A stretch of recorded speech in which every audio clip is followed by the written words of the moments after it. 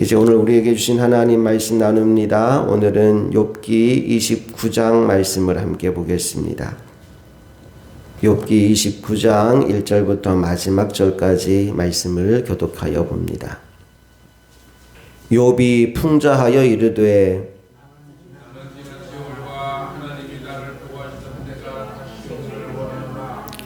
그때에는 그의 등불이 내 머리에 빛이었고 내가 그의 빛을 힘입어 암흑에서도 걸어 다녔느니라.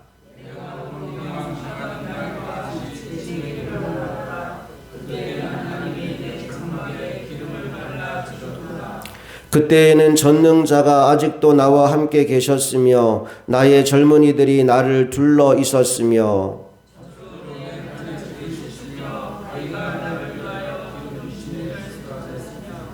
그때에는 내가 나가서 성문에 이르기도 하며 내 자리를 거리에 마련하기도 하였느니라.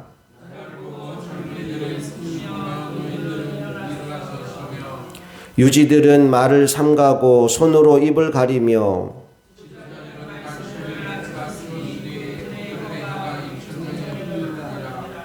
귀가 들은즉 나를 축복하고 눈이 본즉 나를 증언하였나니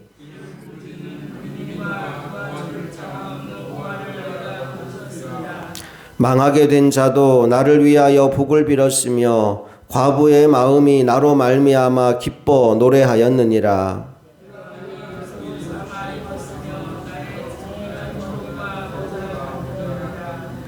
나는 맹인의 눈도 되고 다리 저는 사람의 발도 되고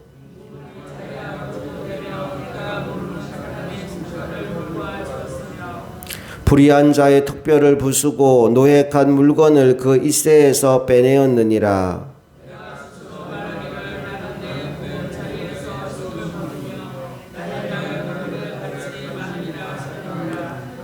내 뿌리는 물로 뻗어나가고 이슬이 내 가지에서 밤을 지내고 갈 것이며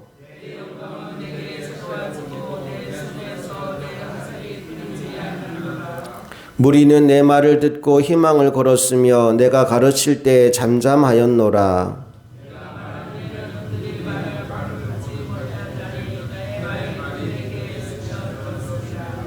그들은 비를 기다리듯 나를 기다렸으며 봄비를 맞이하듯 입을 벌렸느니라.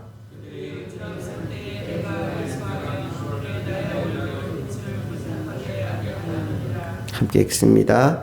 내가 그들의 길을 택하여 주고 으뜸되는 자리에 앉았나니 왕이 군대 중에 있는 것과도 같았고 애곡하는 자를 위로하는 사람과도 같았느니라.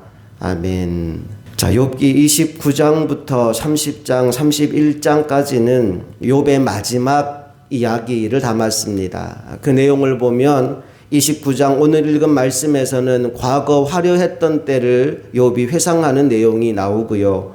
30장에는 그러나 이제는 이라는 말로 시작하며 현재 겪고 있는 어려움의 상황을 이야기합니다. 31장은 그럼에도 불구하고 내가 여전히 믿음으로 서 있다라고 하는 자기 신앙에 대한 고백을 담고 있습니다.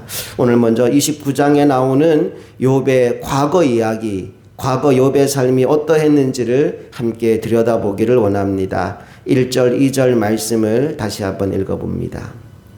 시작. 욥이 풍자하여 이르되 나는 지난 세월과 하나님이 나를 보호하시던 때가 다시 오기를 원하노라.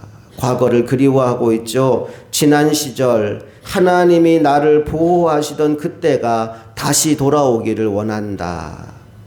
그러면서 과거 나와 하나님의 관계가 어떠했는지를 먼저 묘사하고 있는데요. 3절, 4절 말씀을 또 읽어봅니다. 시작. 그때에는 그의 등불이 내 머리에 빛이었고 내가 그의 빛을 힘입어 암흑에서도 걸어 다녔느니라. 내가 원기 왕성하던 날과 같이 지내기를 원하노라. 그때에는 하나님이 내 장막에 기름을 발라 주셨도다. 그때에는 하나님의 등불이 내 머리에 빛이었고 그의 빛을 힘입어 내가 살았고 또 그때에는 전능자가 나와 함께 계셨고 원기왕성하였고 내 장막에 기름을 발라주셨다라고 고백하고 있지요. 그 시절 잘 나가던 시절의 욥의 모습을 보면 어느 누구와 비교해도 손색이 없는, 아니 비교할 자가 없는 삶을 살았음을 확인할 수 있습니다. 하나님이 그를 보호해 주시니까 하는 일마다 다 잘 되는 거지요. 제일 먼저 물질적인 풍요를 누리며 살았습니다. 6절 말씀을 보니까 저주로 내 발자취를 씻으며 바위가 나를 위하여 기름 시내를 쏟아냈다라는 말이 나오죠. 소와 양이 넘쳐나니까 그 저주로 발을 씻을 정도였다라고 이야기하는 겁니다. 올리브나무 기름이 가득 넘쳤다라는 이야기도 합니다. 과거의 물질적인 축복이 하나님으로부터 왔음을 이야기하죠. 사회적인 지위도 굉장히 높았습니다. 7절 말씀을 함께 읽어볼까요? 다 같이 시작. 그때에는 내가 나가서 성문에 이르기도 하며 내 자리를 거리에 마련하기도 하였느니라. 성문에 있었다라는 말은 욥의 사회적 지위를 나타내 줍니다. 모든 사람들에게 존경받고 인정받았던 사람, 그가 말 한마디를 하면 모든 사람들이 고개를 조아리는 사람, 그가 욥이었다는 거예요. 그런데 또 그의 특별한 점은 무엇이냐 하면 자신의 사회적 위치가 높다고 해서 그 위치를 자기를 위해 쓰지 않았어요. 오히려 연약한 사람들을 돌보는 일에 힘쓰는 인생이었습니다. 11절 말씀을 한번 볼까요? 11절 함께 읽어봅니다. 귀가 들은즉 나를 축복하고 눈이 본즉 나를 증언하였나니. 사람들이 욥에 대한 이야기를 들을 때마다 욥을 축복했대요. 욥이 하는 일을 눈으로 본 사람들마다 욥의 행위를 증언했대요. 자, 그러면 어떤 말을 듣고 또 어떤 것을 보았을까요? 12절로 가봅니다. 시작. 이는 부르짖는 빈민과 도와줄 자 없는 고아를 내가 건졌음이라. 자신의 물질과 자신의 지위를 가지고 가난하고 약한 사람들을 도와주는 일에 힘쓴 인생, 그가 욥이었다는 거죠. 그래서 그의 이야기를 듣는 사람들마다 욥을 칭찬하여 주었고 그가 하는 행위를 본 사람들마다 욥의 삶을 증언하게 되었다라고 얘기합니다. 또한 욥은 자신이 가지고 있는 그 힘으로 약한 자들을 도와주며 또 사회적인 공의를 세우는 일에도 힘쓰게 됩니다. 16절, 17절 말씀을 함께 또 읽어봅니다. 시작. 빈궁한 자의 아버지도 되며 내가 모르는 사람의 송사를 돌보아 주었으며 불의한 자의 턱뼈를 부수고 노획한 물건을 그 잇새에서 빼내었느니라. 심지어 모르는 사람의 송사까지 도와주었대요. 불의한 자가 빼앗아간 것이 있으면 그것을 다시 빼앗아 와서 돌려주는 일도 했다고 합니다. 마지막으로 21절, 22절 말씀을 보니까 마을 사람들에게 귀한 말씀을 전해주는 지혜자, 위로자로 훌륭한 스승으로 살았다는 이야기로 이야기가 마무리됩니다. 21절, 22절도 읽어볼게요. 시작. 무리는 내 말을 듣고 희망을 걸었으며 내가 가르칠 때에는 잠잠하였노라. 내가 말한 후에는 그들이 말을 거듭하지 못하였나니 나의 말이 그들에게 스며들었습니다. 욥이 하는 모든 말들이 듣는 사람들에게 교훈이 되고 위로가 되는 그런 삶을 욥이 살았다는 거예요. 우리 성형외과 병원에 가보면 비포 애프터 사진이 있잖아요. 과거에는 이랬는데 지금 이렇게 바뀌었습니다.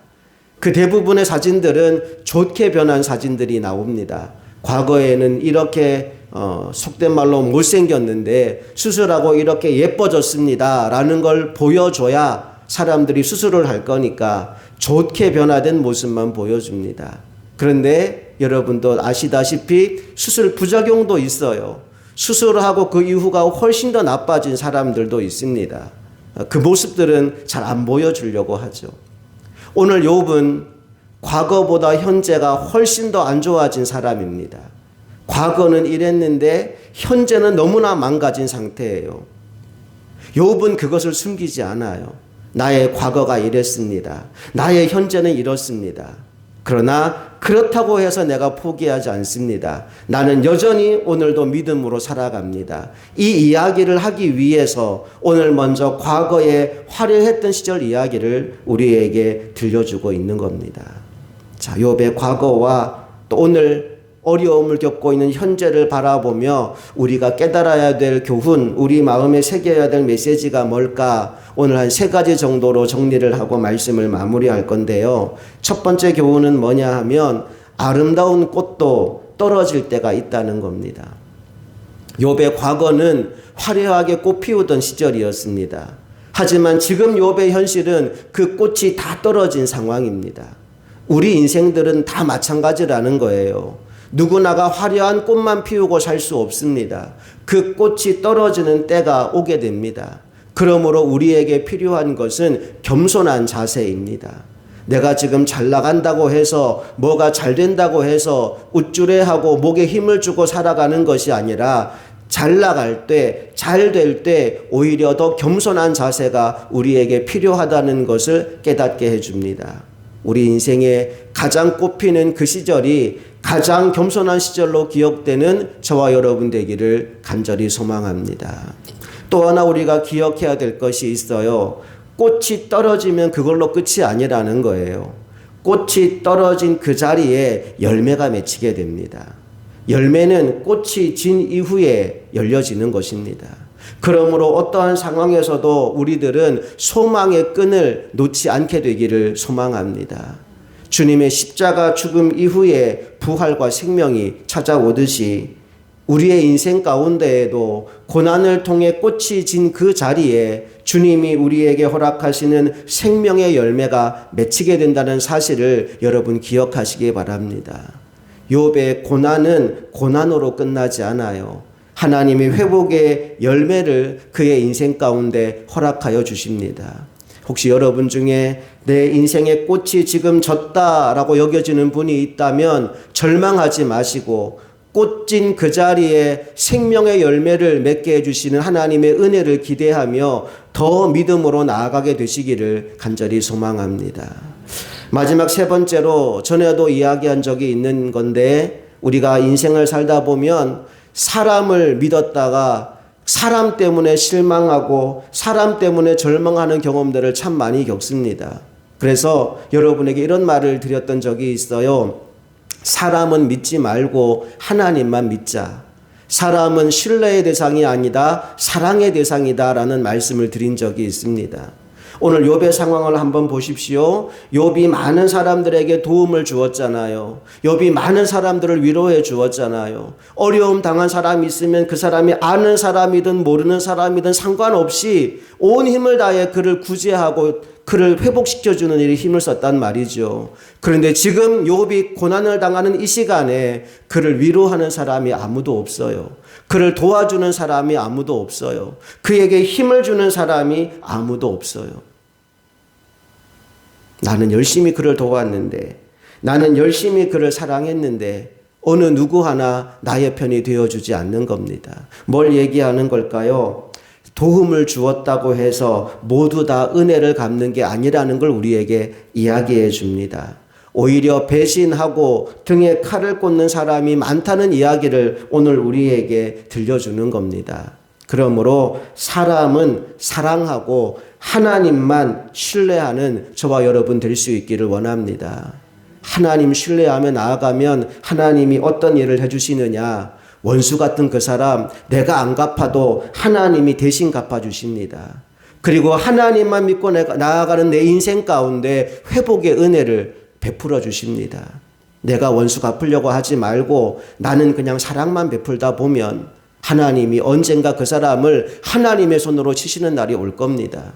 그리고 나의 인생 가운데에는 하나님을 신뢰하는 그 인생의 복되고 귀한 열매를 허락하여 주실 날이 반드시 올 것입니다. 그날을 기대하며 오늘을 누구보다 치열하게 믿음으로 살아내는 저와 여러분 모두가 될 수 있기를 간절히 축복합니다. 함께 기도하시겠습니다.